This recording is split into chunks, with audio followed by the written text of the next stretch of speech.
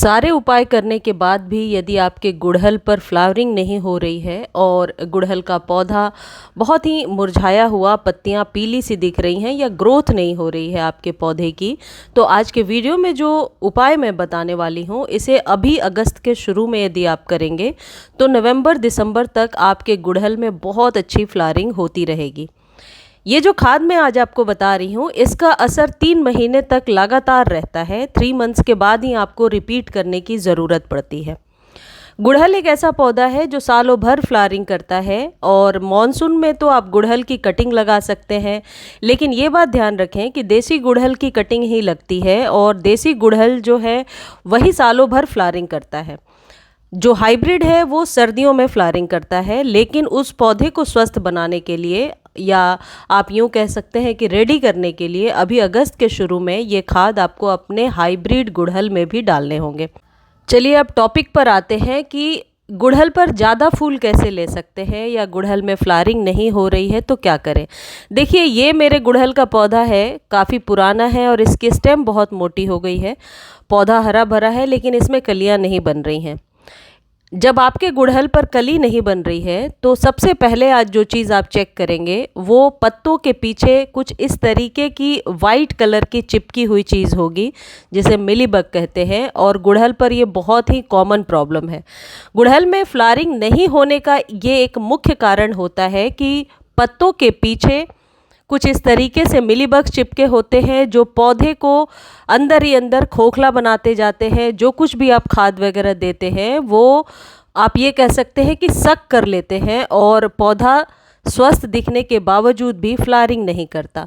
तो आप अपने पौधे की पत्तियों को उलट पलट कर देख लीजिए कि कहीं कुछ ऐसा अटैक तो नहीं है। यदि ऐसा कुछ अटैक है तो आप ये कर सकते हैं कि नीम ऑयल को पानी में मिला करके आप स्प्रे कर दें। मैंने वो किया था तभी ये ख़त्म हुआ है, इक्का दुक्का ही रह गया है और अब आप देखेंगे ग्रोथ भी इस पौधे की होने लगी है। नीम ऑयल को पानी में डालकर स्प्रे कर सकते हैं और नीम ऑयल नहीं है तो फिर आप 1 चम्मच शैम्पू लेकर के 1 लीटर पानी में डालिए और स्प्रे कीजिए। स्प्रे हर एक 1 या 2 दिन पर कीजिए। इससे पौधे को कोई नुकसान नहीं होगा लेकिन पौधा स्वस्थ हो जाएगा। ये जो खाद मैं बताऊंगी वो आप टिकोमा पर दे सकते हैं, इक्ज़ोरा पर दे सकते हैं, क्योंकि मेरे पास क्वेरी थी टिकोमा और इक्ज़ोरा के लिए। इसी तरीके से केयर करनी है जैसे आज गुड़हल की बता रही हूँ। वैसे सेपरेट वीडियो भी इस पर मैं बना दूँगी। देखिए, गुड़हल पर फ्लावरिंग नहीं होने के बहुत सारे कारण हैं। गुड़हल में यदि फास्फोरस की कमी हो जाती है तब भी फूल नहीं आते हैं। गुड़हल को समय पर प्रून नहीं किया जाता तब भी फूल नहीं आते। और गुड़हल को यदि आपने तेज़ धूप में नहीं रखा है, धूप कम मिल रही है, 1 या 2 घंटे की धूप मिल रही है, तब भी फ्लावरिंग नहीं होती है। गुड़हल को समय समय पर यदि आप फीड नहीं कर रहे हैं, यानी कि जो उसका भोजन है, खाद है, वो नहीं दे रहे हैं, तब भी गुड़हल में फ्लावरिंग नहीं होती है। और ये सब कुछ आप कर रहे हैं, खाद भी दे रहे हैं, उसके बावजूद भी फ्लावरिंग नहीं हो रही है, इसका मतलब है कि मिट्टी के अकॉर्डिंग आप खाद नहीं दे पा रहे हैं। यानी मिट्टी में जिस चीज़ की कमी है उस कमी को पूरा करना ज़रूरी है।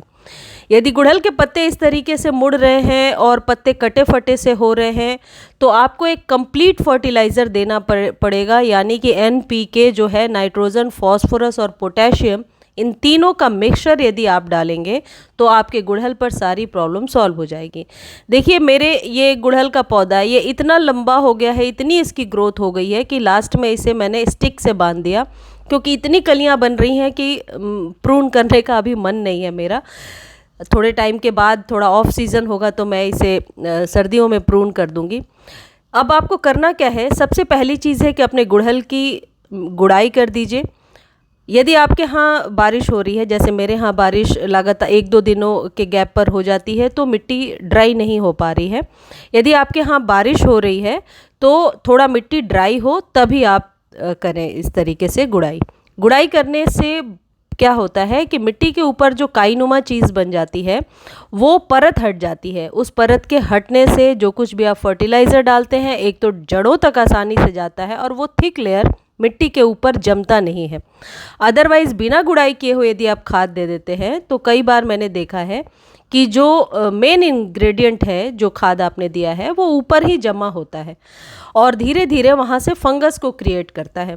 तो इसलिए गुड़ाई बहुत ज़रूरी है। जब कभी हम गुड़ाई करते हैं किसी भी पौधे की, तो उसकी मिट्टी कुछ इस तरीके से भुरभुरी नज़र आती है। दूसरी चीज़ ये है कि यदि अभी तक आपने प्रूनिंग नहीं किया है अपने पौधे में, जो कि बहुत ही ज़रूरी चीज़ है, तो प्रूनिंग आप ज़रूर कर दीजिए अभी। और ये बात आप ध्यान रखें कि जिस भी सॉइल में आप लगा रहे हैं वो सॉइल वेल ड्रेन होनी चाहिए, बरसात में उसके ऊपर पानी नहीं जमना चाहिए। गुड़हल के लिए जब भी आप मिट्टी बनाएं, आप ये बात ध्यान रखें कि नॉर्मल सॉइल यदि आप 50% ले रहे हैं तो कंपोस्ट 30%, सैंड 15% और नीम खली 15% मिला करके एक अच्छा सा आप सॉइल मीडिया तैयार करेंगे।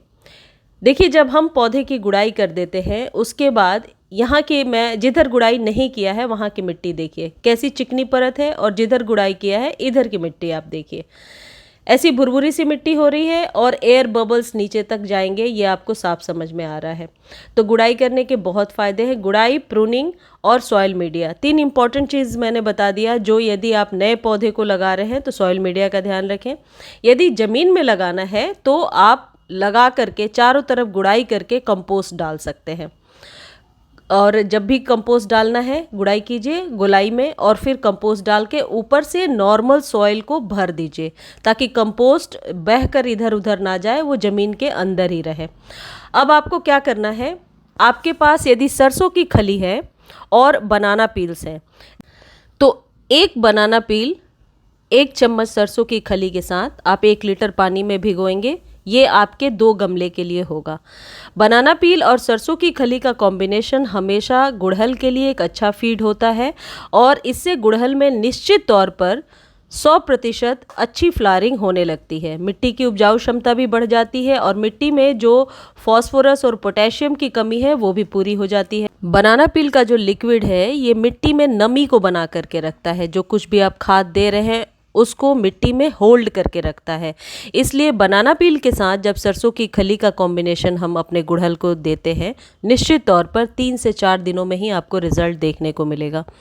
और अब ये रिपीट कब करना है, इसे अभी आप 15 दिनों पर रिपीट करेंगे। बीच बीच में आप बनाना पील वाला लिक्विड फर्टिलाइज़र दे सकते हैं, लेकिन इस खाद को जो ये 1 चम्मच मैं डाल रही हूँ ये आपको 15 दिनों पे रिपीट करना है। चम्मच बड़ा है इसलिए आपको ये आधा दिख रहा है, लेकिन इसको पाउडर फॉर्म में बना करके 1 चम्मच आप दे सकते हैं 5 ग्राम के करीब।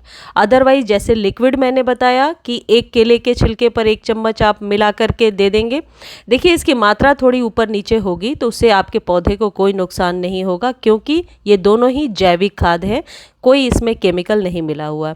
मेरा वो जो प्लांट अभी देख रहे हैं वाइट कंटेनर में जो लगा है, ये काफ़ी पुराना है, तो इसमें कम से कम 2 या 3 चम्मच डालूंगी, और कंटेनर साइज़ भी बड़ा है। तो यदि मिट्टी गीली नहीं है तो लिक्विड फॉर्म में डालिए। मेरे यहाँ मिट्टी गीली है इसलिए मैं पाउडर फॉर्म में डाल रही हूँ। इस खाद को देने के बाद आप यदि लिक्विड दे रहे हैं तो 2-3 दिनों बाद या अगले दिन यदि मिट्टी ड्राई है तो फिर आप अच्छे से नॉर्मल वाटर से वाटरिंग कर दीजिए और पौधे को धूप में रख दीजिए। अब आप देखिए, वेट कीजिए, कलियां बनना शुरू हो जाएंगी और बहुत सारी कलियां बनती हैं। गुड़हल के लिए ये सबसे अच्छा फर्टिलाइज़र होता है। यदि मिलीबग का अटैक फिर भी ख़त्म नहीं होता तो इसमें 1 चम्मच नीम खली भी आप मिला सकते हैं, या फिर वो शैम्पू वाला जो उपाय बताया वो कीजिए।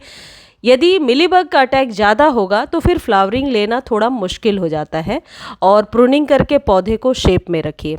जो सरसों की खली है उसमें फॉस्फोरस, पोटेशियम और एनपीके के भी कुछ गुण होते हैं, जिस वजह से आपके पौधे की ग्रोथ बहुत ही अच्छी हो जाती है।